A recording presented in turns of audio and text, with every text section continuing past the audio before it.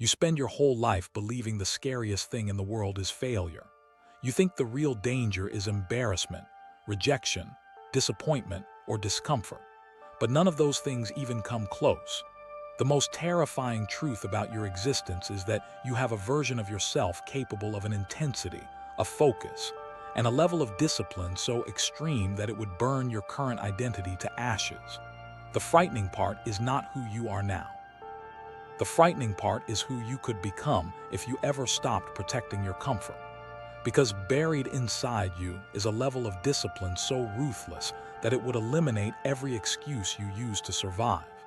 If you ever unleashed it, your entire life would change in ways you can't imagine. There was once an ancient Japanese system built around unlocking that version of yourself. It wasn't designed for motivation. It wasn't designed for productivity. It was designed to transform ordinary people into relentless practitioners who could obey themselves with military precision. People today would call it extreme. Back then, they simply called it necessary. And if you can endure it, it will give you a transformation your modern life has never allowed you to experience. But here's what no one tells you. This system does not upgrade you. It erases you first. It destroys who you currently are in order to reveal who you were always capable of being. Before we begin, pause for one moment. Comment the words, "I choose discipline," so this system locks itself into your mind. And if you want more ancient systems that force real growth, subscribe right now. The journey begins the moment you decide to participate. Now imagine a man named Jordan Ishida. 27 years old, works in digital marketing, wakes up every day feeling like he's chasing a life that refuses to slow down. He has dreams, of course. He wants to run his own agency, build a business that frees him, become the kind of person people respect. But he's stuck inside a loop that repeats like a curse. He starts a new habit. He feels unstoppable for 2 days, maybe 3, sometimes 4. But on day 5, something breaks. The fire goes out. The excitement dies, the resistance comes back, and he quits. He tells himself he'll restart next Monday, and he does. And then he quits again, and again, and again. He has planners filled with unfinished plans, notebooks filled with ideas he never works on, projects that die before they ever see the light of day. He scrolls at night until his eyes burn. He wakes up with guilt. He tells himself he'll be better tomorrow. But tomorrow arrives and he becomes the same person he was yesterday. His problem isn't a lack of knowledge. His problem is a deficit of discipline. And the cruel part is that he knows it.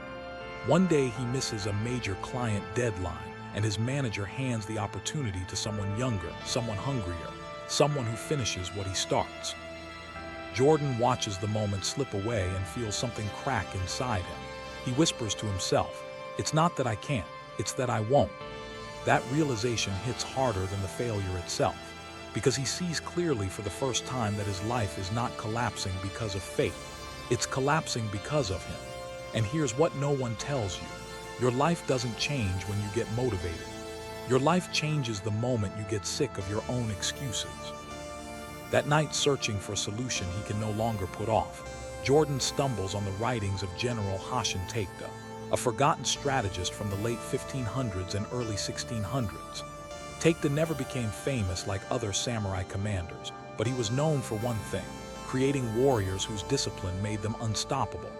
He developed a system called Kakai no Jiri, the duty of transformation. It was built on the belief that discipline is not a habit, it is a duty. And that a person who cannot obey himself cannot command his destiny. Jordan reads the translated manuscript and feels a cold shiver go down his spine. The system is brutal, uncompromising, relentless, but something inside him responds to it. He reads a line that shakes him. A weak man seeks comfort. A disciplined man seeks death, the death of the self that fails. Jordan feels like the sentence is speaking directly to him, so he decides to try it. But here's what no one tells you. The first stage feels less like a transformation and more like punishment. It's not designed to make you stronger. It's designed to break the version of you that refuses to listen. The first stage is ego death through obedience. Take to believe the reason most people fail is because their ego demands novelty. They want results without repetition. They want progress without boredom. They want mastery without the humiliation of being a beginner. So the first stage forces you to choose one foundational action and repeat it 300 to 1,000 times every single day. The point is not to improve the skill. The point is to force the mind into submission, to force you to obey yourself, even when everything inside you wants to stop. Jordan chooses a fundamental marketing drill, writing 100 headlines per day. On day 1, he hates it. On day 2, he argues with himself. On day 3, he looks for shortcuts. On day 4, he feels numb. But on day 9, something strange happens. The boredom becomes a kind of silence. The resistance weakens. He stops negotiating with himself. Something inside him starts to shift. A 2017 Harvard neuroplasticity study found that repetitive procedural training suppresses the brain's default mode network, the part responsible for overthinking and self-criticism. When that network quiets down, focus increases, hesitation decreases, and the mind stops interrupting itself. Jordan begins to feel this. It's like a fog lifting. He realizes he has spent his whole life obeying his impulses instead of his intentions. But here's what no one tells you. Once your ego cracks, it starts fighting back. That fight shows up in stage 2, the stage called controlled breaking. Take the believed humans don't break from pressure. They break from rigidity. When a person only knows one way to move, one pace to work, one identity to inhabit, they shatter under change. So stage 2 requires you to train under 2 contradictory principles at the same time. One master gives you slow precision. The other demands explosive speed. The contradiction forces adaptability. It forces flexibility. It forces you to stop clinging to one identity, one method, one pace. Jordan takes the drill he built in stage 1 and begins training it in 2 modes: slow, methodical, almost meditative craftsmanship, and then fast, messy, aggressive bursts. His mind hates the inconsistency at first. He feels like he's tearing himself apart. But Tokyo University's 2020 Performance Adaptability Study found that contradictory training increases neural flexibility by 34%. The brain becomes more capable of shifting states, more capable of responding under pressure, more capable of thinking without panicking. Jordan feels himself changing. He begins working with a kind of dynamic discipline he's never experienced. He can switch from calm to intense, from slow to fast, from deliberate to instinctive, but transformation means nothing without a test. Stage 3 is pure unpredictability. Take the called it formless response. In real life, you don't get to choose the timing of your challenges. You don't get to plan your battles. So the system forces you to respond to unexpected situations without hesitation. For warriors, this meant surprise ambush drills. For modern life, it means proving that discipline has become part of you instead of something you schedule. Jordan gets his test unexpectedly. His company faces a sudden security breach in a client's ad system. His team panics, people freeze, but something in Jordan switches. He enters a state he's never felt before, a state of total clarity, total presence, total command. He analyzes the breach, rebuilds the campaign structure, patches vulnerabilities, and delivers a full recovery by morning. His supervisor is stunned. His coworkers are speechless. He didn't just respond. He performed, not because he planned for it, but because he had become the kind of person who can handle it. Oxford's 2015 integration study found that instinctive response emerges only when a skill becomes identity level. Jordan didn't act like a disciplined person. He became one. And here's what no one tells you. When you become disciplined, you stop fitting into your old environment. Jordan's presence begins making people uncomfortable. Friends tell him he seems intense.